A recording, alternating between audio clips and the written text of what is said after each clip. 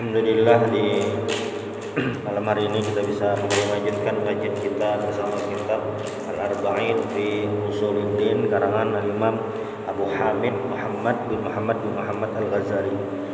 Selanjutnya pembahasan kita masih di Al-Qismu Tsalis, bagian yang ketiga daripada hal-hal yang mendasar harus kita miliki, harus kita perhatikan daripada 40 hal yang penting menurut Imam Ghazali. Al-Arba'in itu 40, Al-Arba'in fi Usuluddin, 40 macam yang penting dalam fondasi beragama. Nah, ini di bagian yang ketiga karena dibagi oleh Imam Ghazali 4 macam. Al-Qismul Awal sudah, kita Al-Qismul Tsani bagian kedua sudah. Ini bagian yang ketiga. Bagian ketiga di yang bab ke-8-nya. Al-Aslu Tsamin fil Kibr. Nah, pertemuan sebelumnya kita tentang hubbud dunya, mencintai dunia. Selanjutnya ini adalah fil kibr, tentang sombong. Ini masih berhubungan dengan hati. Qala Allah Subhanahu wa ta'ala, kadzalika yatba'u Allahu 'ala kulli qalbi mutakabbirin jabbar. Ayat lain, fabi'sa mathwal mutakabbirin. Wa qala Rasulullah sallallahu alaihi wasallam, qala Allah ta'ala, al-'azamatu izari wal kibriya'u ridai faman naza'ani fihi ma qasamtuhu. Qala Rasulullah sallallahu alaihi wasallam, ini di riwayat Abu Hurairah dari Imam Hakim. Al-'azamatu izari. Al-'azamah itu secara artinya kebesaran, kemegahan. Izar itu secara arti harfiah itu adalah tapih. Nah, tapih itu izar itu dimaknai, kalau dari bahasa Indonesia tapih artinya. Cuma kalau makna secara umum, izar itu adalah pakaian dari pusat sampai ke bawah, sampai batis, itu ngarannya izar. Pakaian yang dari pusat sampai ke bawah ngarannya izar. Makanya pakaian umroh itu ada 2. Nah, kalau yang kain gasan di bawah itu disebut izar ngarannya. Kalau walaupun kita artikan bilangnya izar itu rancak tapih. Nah, cuma pakaian yang gasan di bawah itu ngarannya izar. Ini secara harfiah. Wal kibriya uridai, kibr. Kalau secara arti ini kesombongan. Rida ini surban. Nah, ini berarti perumpamaan pakaian. Nah, faman naza'ani fihi ma qasamtuhu. Nah, qauluhu ini dijelaskan oleh pentakliknya Imam Syekh Alwi Abu Bakar bin Muhammad As-Saqaf. Qauluhu al-kibriya wal 'azamah, makna al-kibriya dan al-'azamah itu adalah ghayatul kibriya wa nihayatul 'azama wal baha. Walidza qila la yusafu bihima illallah ta'ala. Jadi al-kibriya, kesombongan, kebesaran dan kemegahan itu adalah sifat, atau di sini sebutkan ghayatul kibriya wa nihayatul 'azama. Paling megah dan paling yang bahasa Banjarnya agak paling sombong, semuanya apa? La yusafu bihi ma illallah. Ini hanya dimiliki oleh Allah Subhanahu wa taala. Hanya sifat khusus untuk Allah Subhanahu wa taala. Nah, lalu jar Allah apa? Faman naza'ani fihi ma.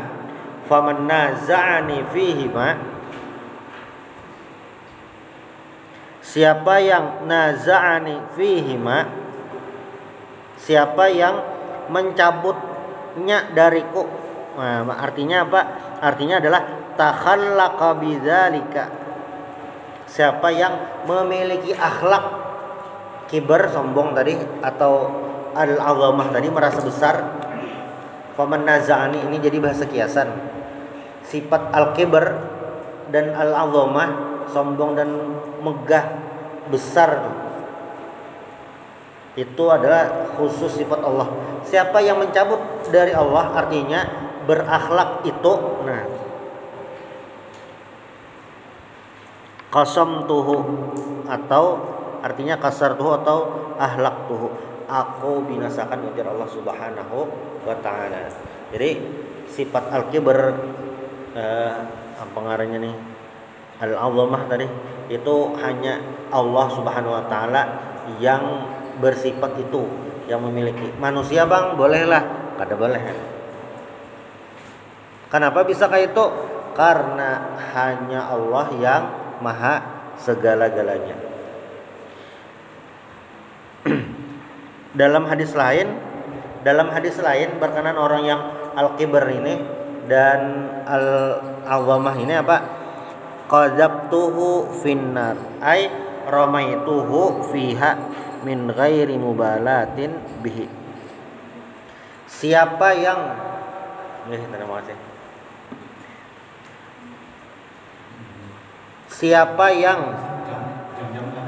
sombong, siapa yang merasa besar, merasa memiliki kekuasaan, merasa bisa seberatan, apa itu Jalur Ta'ala qasamtuhu, akan aku binasakan. Di riwayat lain qadzabtuhu finnar, akan aku lemparkan ke neraka.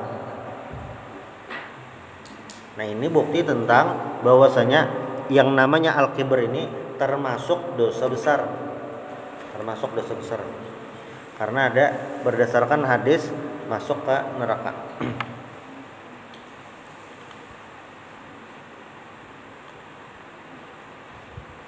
Lanjutnya hadis lain, kalau berdasarkan hadis qadzabtuhu finnar lah, yang jelas al-kibr ini dosanya itu ganal kan, dan efeknya macam-macam. Nah hadis berikutnya dulu, la yadkhulul jannata man kana fi qalbihi misqalu habbatin min khardalin min kibr. Ini hadis riwayat Imam Muslim dari Ibnu Mas'ud. Nah jadi kan hadis Nabi itu komponennya itu harus lengkap agar bisa dikatakan sahih. Ujar Imam Baiquni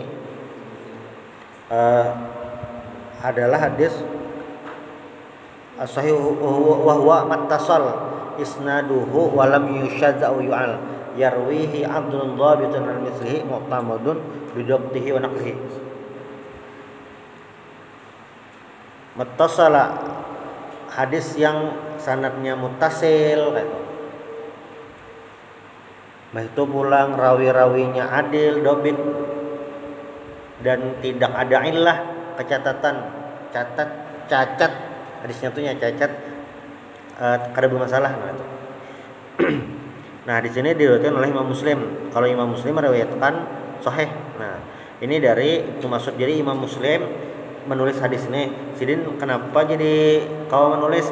Karena Sidin mengambil hadis ini dari guru Sidin sampai ke Ibnu Mas'ud, Abdullah bin Mas'ud ini dari Nabi Muhammad sallallahu alaihi wasallam.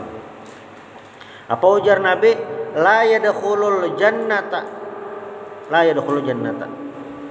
Tidak masuk surga. Ini pakai ngarannya dalam ilmu nahwu lam nafi, artinya tidak. Ini beda lawan lam nahi, artinya jangan. La tanam, jangan tidur. Nah, ini berarti lamnya nahi, larangan. Tapi bilanya yang dia di sini la yadkhulul jannata, ini ngarannya lam nafi, artinya tidak. Yang la ilaha illallah itu bang lam apa? Itu lam nafi juga, artinya tidak. Makanya tidak ada Tuhan selain Allah. Itu ngarannya lam nafi. Kayak apa membedakannya? Itu ngarannya siyaqul kalam. Dilihat dari konteks kalimatnya, konteks jumlahnya. La yadkhulul jannata, tidak masuk surga. Man kana fil qalbihi, orang yang di dalam hatinya itu misqalu habbatin min khardalin. Misqalu habbah min khardal, ini ungkapan biji paling halus. Nah, amunnya wah ini bang diterjemahkan kayak atom, paling halus. Ada lagi paling halus daripada atom. Nah itu pokoknya sel senyawa ada lagi yang halus. Apa aja sel paling halus lagi ada. Nah itulah pokoknya. Ini perumpamaan. Sekecil apapun di dalam hati ada apa? Tidak akan masuk surga orang yang sekecil apapun di dalam hatinya itu min kiber, daripada rasa kiber ini, sifat kiber. Nah,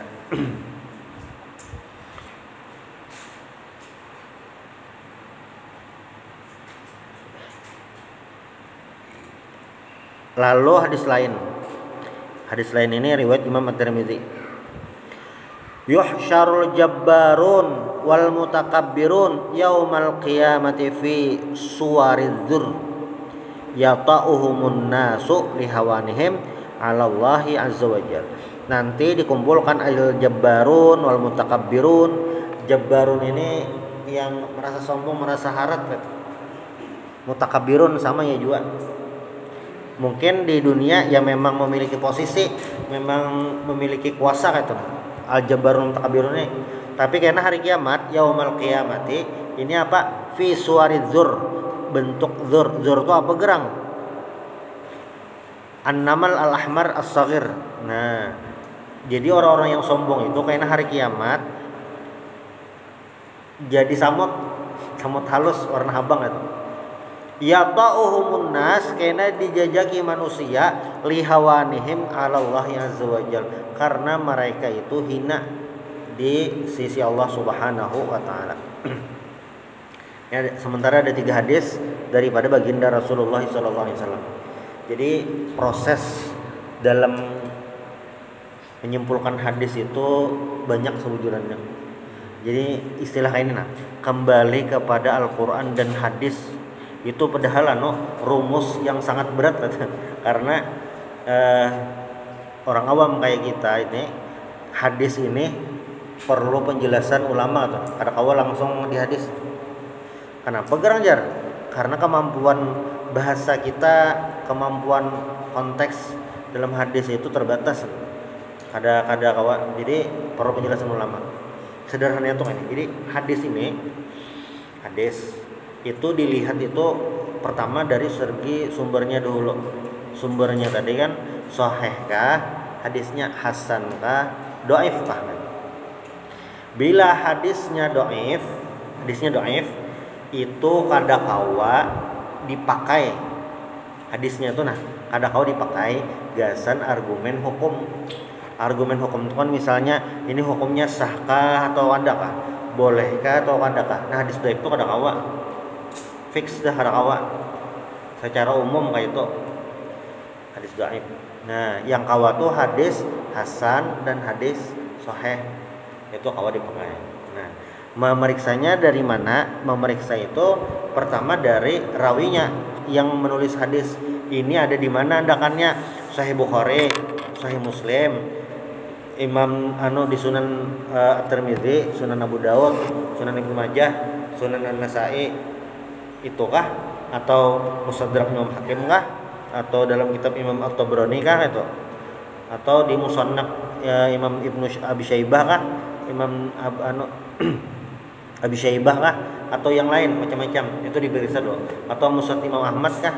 Sudah lah dalam kitab ulama ini ya, misalnya kita ambil contoh dalam kitab Sunan Imam At-Tirmidzi. Sudah. Nah, lalu rawi-rawinya, orang-orangnya diperiksa dulu. Diperiksa. Nah, memeriksa ini antara ulama satu dengan ulama lain itu bisa ada sama hasilnya. Ujar ulama ini, oh hadisnya hasan. Ulama lain kada bang nih, kayaknya sahih. Itu masih mending antara hasan lawan sahih. Bisa juga yang ini hadisnya sahih, yang ini hadisnya dhaif. Nah, ini jauh benar. Sudah lah. Anggap satu hadis itu sahih. Misalnya yang hadis kita bacakan tadi yang dari riwayat Imam Muslim, hadis nomor 2, la yadkhulul jannata man kana fi qalbihi misqala habbatin min khardalin min kibr. Ini hadisnya sahih dari Imam Muslim. Sudahlah, hadisnya sahih, aman dah. Secara sumber valid pada masalah. Langsung awalah tuh diproduksi, belum. Dilihati susunan katanya, kalimatnya dulu. Itu diperiksa sebuting-sebuting. Nah, membedahnya. Bedah pertama itu dari sisi kebahasaan. La yadkhulul jannata man kana fi qalbihi misqalu habbatin min khardalin min kibr. Di sini ada 3 kata kunci. 1, kada masuk surga. Lalu yang kedua, ungkapan sesuatu yang sangat kecil. Lalu yang ketiga kiber. Nah, berarti kalau dibalik, orang yang memiliki sifat kiber walaupun sedikit, mafhum mukhalafah itu pemahaman terbaliknya adalah sedikit saja masuk neraka, apalagi banyak. Sedikit, sama kayak dalam ayat Al-Quran itu wala taqul lahuma uffin, lawan kuitan, wala taqul lahuma uffin wala tanharhuma, jangan berkata kepada orang tua uff tuh kayak cih lah kayak itu, wala tanharhuma, dan jangan membantah, jangan membentak. Mafhum wala taqul lahuma uff, jangan berkata uff, itu adalah ungkapan atau standar paling minimal. Namun menampar bang, nah luput nih tuh. Maksud lu di Al-Quran maka tidak menjar menampar, boleh aja menampar kuitan berarti. Nah itu tersalah. Kenapa? Karena ini adalah ungkapan paling minimal benar. Tuh ada boleh dah, apalagi yang lebih daripada itu. Nah, hadis ini tadi la yadkhulul jannata man kana fi qalbihi mithqalu habatin min khardalin. Ini ungkapan paling kecil, paling sedikit. Sedikit aja itu maulah kada ke surga gitu. Kada ke surga, apalagi banyak. Ungkapan ini juga bermakna adalah kiber ini adalah salah satu dosa yang termasuk ganal itu. Karena apa? Karena ada pembahasan surga atau nerakanya. Jadi hanya ada suatu dosa itu ada ungkapan ini masuk neraka. Nah ini kalau secara rumus itu masuk kategori dosa besar secara rumus. Karena dilihat lagi dengan hadis-hadis yang lain. Dilihat lagi hadis-hadis yang lain gitu. Kada serta merta langsung kada juang. Jadi dilihat hadis-hadis yang lain lagi. Bukan hanya satu hadis. Lalu dari sisi kebahasan lagi lah, la yadkhulul jannata man kana. Di sini tidak akan masuk surga siapa man. Man ini kalau dalam nahwunya adalah isim mausul dan maknanya ini adalah man ini siapapun, entah laki-laki atau perempuan. Siapapun ini, suku bangsa manapun, profesinya apapun, dimanapun berada, maka masuk dalam khitab la yadkhulul jannata man kana fi qalbihi mithqala habatin min khardalin. Tidak akan masuk surga ini siapapun. Nah, dan ini berhubungan dengan hadis yang sesudahnya, yang apa? Al-jabbarun wal mutakabbirun. Al-jabbarun ini orang-orang yang tentu memiliki posisi, memiliki nilai, memiliki skill atau memiliki sesuatu melebihi orang lain. Maka orang yang seperti ini berpotensi memiliki sifat al-kibr. Amun dibalik berarti lah orang yang sederhana itu, duitnya biasa aja, hidupnya biasa aja, jauhlah daripada sifat kibr. Kada juga. Karena apa? Karena yang jadi tolak ukur hati ini bukan apa yang didapat di dunia, tapi memang hatinya. Contoh Sayyidina Umar. Jadilah waktu Nabi Muhammad meninggal Jazirah Arab itu kalau nyuh ini mungkin lah kurang lebih itu Arab Saudi, Yaman, Oman, Kuwait, Qatar, Bahrain, kurang lebihnya Jazirah Arab waktu itu. Nah itu sudah berada di naungan Islam. Nabi Muhammad meninggal, hampir 80% wilayah ini murtad dengan berbagai macam sebabnya. Ada yang memang murtad kembali ke agama yang dulu, ada yang murtadnya itu karena mengaku jadi nabi palsu, ada yang murtadnya itu karena kada bayar zakat. Kada bayar zakat murtad juga lah, masuk itu. Kenapa? Memadahkan sesuatu yang wajib. Al-Quran nyata memadahkan wajib, kada wajib. Iya juga. Nah, yang dihadapi Sayyidina Abu Bakar ini tuh, Sayyidina Abu Bakar jadi khalifah itu mengembalikan stabilitas wilayah kaum muslimin. Jadi Sidin itu jadi khalifah 2 tahun ya. Proyeknya apa? Proyeknya menstabilkan wilayah kaum muslimin. Dalam jangka 2 tahun selesai, habis kisahnya. Bisa. Nah, zaman Sayyidina Umar ini sudah beda posisi dah. Jadi akhir zaman Khalifah Abu Bakar ini ada ngarannya perang Yarmouk. Nah, perang Yarmouk ini adalah melawan Romawi. Jadi sudah mulai ekspansi. Akhir masa Khalifah Sayyidina Abu Bakar tahun 13 Hijriah itu sudah ada perang Yarmouk. Akhir zaman Sayyidina Abu Bakar itu ada perang Yarmouk, itu awal ekspansi sudah. Nah, zaman Sayyidina Umar itu besar-besaran terjadi ekspansi dan itu sudah diprediksi oleh baginda Rasulullah SAW. Sayyidina Umar ini kan ajar terbanyak wilayah yang ditaklukkan daripada Sayyidina Abu Bakar. Kelebihannya tuh mutamayizat, keistimewaan Sayyidina Abu Bakar di bidang ini, Sayyidina Umar ini. Yang Sayyidina Umar itu banyak penaklukan, termasuk menaklukkan Mesir. Mesir itu jauh benar kan, jauh. Tapi Sayyidina Umar ini walaupun saat jadi khalifah wilayahnya sangat luas gitu, kemakmuran gitu, puncak kejayaan di masa Khulafaur Rasyidin gitu. Puncak-puncak lagi kuat-kuatnya zaman Sayyidina Umar. Tapi Sayyidina Umar ini kada begaduh masalah dunia. Jadilah mun kita pikir hari ini itu itu luar biasa. Sayyidina Abu Bakar itu jadi khalifah kada ada gajinya. Kayak relawan aja, kada ada gajinya. Kada ada gaji. Kada ada gaji Sayyidina Abu Bakar. Jadi khalifah memikirkan kada ada gaji. Sudahlah. Zaman Sayyidina Umar ini mau karena mungkin urusannya terbanyak daripada zaman Abu Bakar, jadi bahan Sidin kada sambat begawian itu. Lalu dipikirkan musyawarah, diambil gaji daripada harta Baitul Mal. Nah, hanya mulai bergaji. Kalau fokus Sidin begawian. Nah, sudah. Itu kan Sayyidina Umar itu standarnya sangat ketat. Makanya salah satu kisah paling masyhur itu waktu anak Sidin hendak empat menyalahi lampu, takon Sidin, "Kamu ini belajar seorang urusan negara kah?" Belajar seorang, nah mati Sidin lampu. Bahkan Sayyidina Umar ini kan memiliki anak yang alim luar biasa, salah satu al-abadilah al-arba'ah yaitu Abdullah bin Umar, dan itu didorong-dorong oleh kaum muslimin supaya jadi jaka kita tuh kayak majelis fatwanya lah.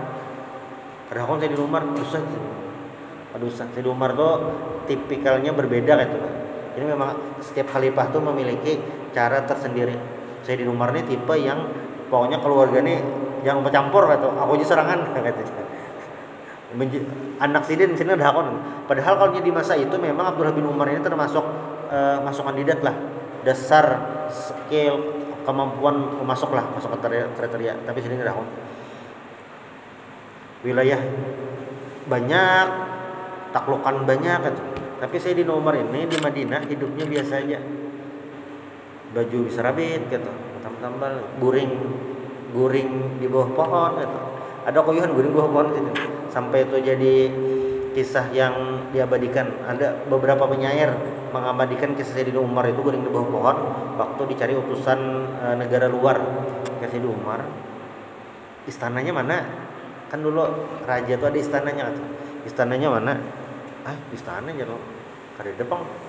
Mana Sayyidina Umar? Tuh di bawah pohon guring sini. Di bawah pohon. Memang lah di masa itu kata apa ya? Kayak mana? Sayyidina Umar tuh kada terpikir ada orang hendak membunuh Sidin, nah itu. Jadi kada perlu pengawal.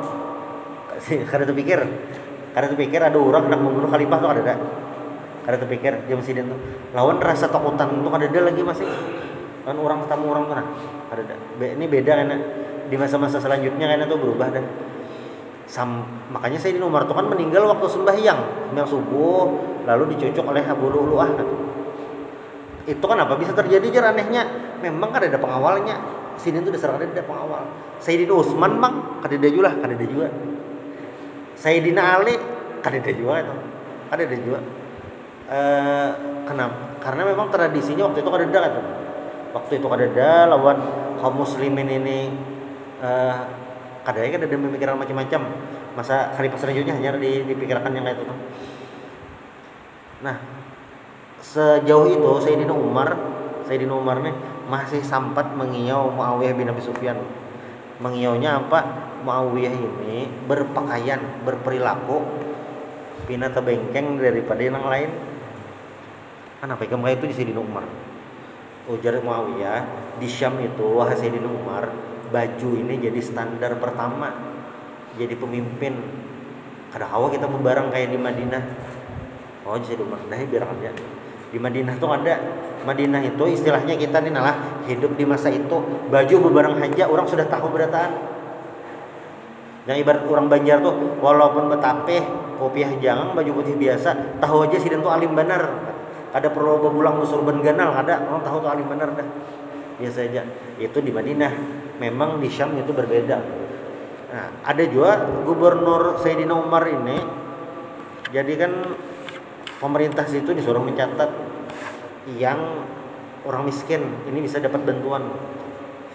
Sekalinya dengar gubernurnya. Jadi kalau Sayyidina Umar kami masuk miskin, dicek dulu. Bujur kayak kami dasar miskin, ini aja kata kayak gitu. Baju berbutik. Jadi si gubernur ini, kamu kada salah ngarannya, apa ngarannya nih? Amir kayak kan inget nah. Si Din itu bilanya begawi lambat. Turun tuh lambat di tahun si Umar, kenapa jadi datang terlambat? Ulun jadi di rumah besi simpun dulu karena ada bisi pembantu menyiapkan macam-macam, menyiapkan seorang Mbah tuh dalam sebulan ini kan Mbah nu ada yang lambat juga keluar, Mbah nu bisa kada turun begawe, kenapa? Ulun baju selambarannya aja, jadi menapas dulu sampai kering. Oh sebenarnya nah bari duit sih, bari duit nih gasan nikah boleh ke rumah, soalnya duit hadiah Sayyidina Umar Sidin bagiakan level gubernurnya. Nah ini kalau kita hubungkan lawan yang masalah kiber ini, Sayyidina Umar ini salah satu ya Sidin kadang melihat dunia itu sebagai peluang ya. Sidin melihat itu sebagai amanah. Sayyidina Utsman bang sama Sayyidina Utsman itu yang terkenal sebagai dermawan, harta banyak. Kada ada juga yang masalah Al-Kibar merasa paling kada juga. Ketawaduannya itu luar biasa. Nah itu contoh daripada para sahabat. Makanya ujar Nabi apa ngarannya nih? Ummati para khulafaur rasyidin. Karena apa? Karena khulafaur rasyidin adalah penerus daripada baginda Rasulullah SAW. Contoh yang terbaik. Nah, kembali yang hadis ini, yuhsyaru jabbarun wal mutakabbirun yaumal qiyamah fi suwaridzur. Nanti orang-orang yang al-jabbarun wal mutakabbirun ini dikumpulkan pada hari kiamat dalam bentuk azur, semut merah kecil itu.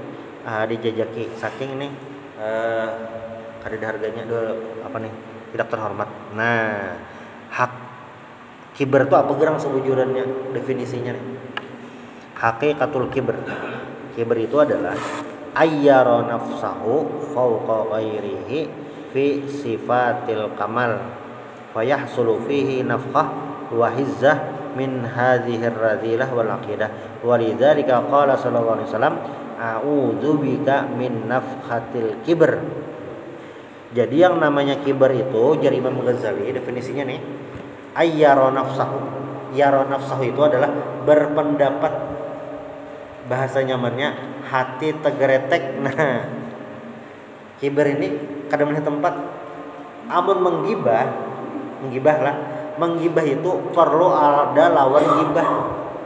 Ada mungkin menggibah lawan taweng rawa. Menggibah itu bilanya lawan orang. Ada mungkin bebandar sorangan. Gila. Menggibah itu perlu ada orang. Kalau nya kibar ini kada perlu ada orang. Berarti bahaya mana? Bahaya kiber. Duduk di muka rumah, nggak tuh bisa kiber. Karena apa? Ayyara nafsahu, berpendapat bahwasanya dirinya ini adalah fauqa ghairihi, lebih baik daripada orang lain. Merasa lebih baik fi sifatil kamal, dalam hal kesempurnaan. Misalnya kayak ini Bang Jar, begawe kan ada statistik kerajinan, ini rajin, ini kada, kayak apa itu. Nah, di lapangan dasar bujur rajin, misalnya sembahyang berjamaah gitu, ini rajin sembahyang berjamaah kelihatan, ini kada rajin sembahyang berjamaah kan kelihatan. Kayak apa itu kada kiber lah, masuk juga. Kenapa gerak? Karena merasa lebih baik gitu. Karena kan kita kada tahu yang sebujurnya itu kayak apa. Jadi Bang ya Pak, amal ibadah tetap jalan, aktivitas tetap jalan, tetapi hati yang kita jaga. Jadi ketika track record kita itu sudah statistiknya menaik, grafiknya bagus, hati itu tetap rendah. Makanya ada istilah ilmu padi gitu. Makin berisi, makin menunduk. Nah, kiber itu berlawanan dengan yang namanya tawadhu. Man tawadhu'a rafa'ahu Allah. Siapa yang tawadhu maka Allah tinggikan derajatnya. Nah, kiber ini merasa lebih baik gitu. Faktanya dasar lebih baik ya Pak, bolehlah, ya tetap ada boleh. Karena apa? Karena seberataan yang kita kerjakan ini adalah karunia dari Allah Subhanahu wa taala. Kita kawa rajin sembahyang berjamaah misalnya, itu karena karunia Allah. Allah menyatakan kita. Lawan pas azan kita kada sibuk. Ada saatnya enak hendak benar umat berjamaah sakanya pas sibuk macam-macam. Teguring kah? Nah, jadi merasa sempurna ini adalah hal yang harus dihindari. Karena tadi apa juru Allah Subhanahu wa taala, faman naza'ani fihi ma qasamtu. Siapa yang mengambil sifat kibar dan al-azamah, merasa besar tadi, qasamtuhu, akan aku binasakan juru Allah taala. Riwayatnya tadi apa? Qadzabtuhu finnar, aku lempar ke neraka. Nah, pas bisa dikit lagi. Nah, Nabi malah berdoa apa? A'udzubika min nafkhatil kibr. Aku berlindung daripada nafkhah al-kibr. Nabi sampai berdoa. Nah, dan terakhir summa hadhi nafkhah yasduru minha af'alun 'ala zahir. Perasaan kibr ini bisa lahir dari perbuatan-perbuatan zahir yang mana itu harus kita hindari. Misalnya apa? Kataraqu fil majalis, di majalis itu tempat duduk, ini umum lah, pokoknya organisasi atau apakah, merasa paling tinggi gitu. Wa taqaddum fit tariq, taqaddum itu minta didahulukan saat di jalan, ini contoh aja.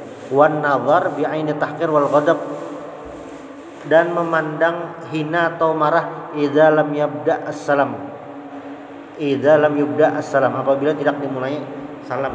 Orang kada menyalami, kada memberi salam, kada merawat mungkin. Nah, ya juga ini adalah sifat-sifat zahir yang bisa berpotensi melahirkan sifat kibar dalam hati. Wal iyadu billah, mudah-mudahan kita terhindar dari sifat kibar ini, sebagaimana doa Nabi, a'udzubika min nafhatil kibar. Entah hal minta ridha subhanallah bihamdihi asyhadu an la ilaha illa anta astaghfiruka wa atubu ilaik. Al-Fatihah.